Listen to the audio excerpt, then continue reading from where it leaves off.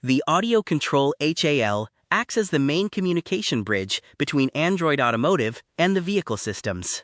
It was introduced in Android 9 and has evolved significantly over time. This HAL allows the vehicle to send audio-related events back into Android in a controlled and standardized way.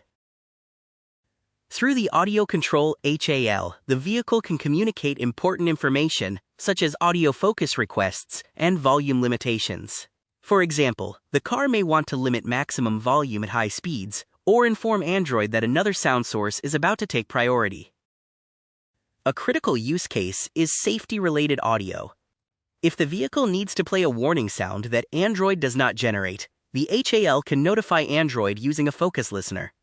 This tells Android that an emergency or critical sound is active and that Android Auto should move out of the way.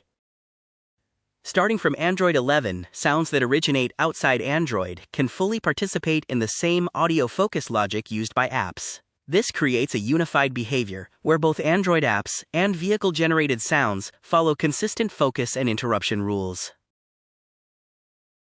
Quick insight: the Audio Control HAL must never wait for Android approval before playing a safety-critical sound. In an emergency, the HAL plays the sound immediately and only informs Android afterward.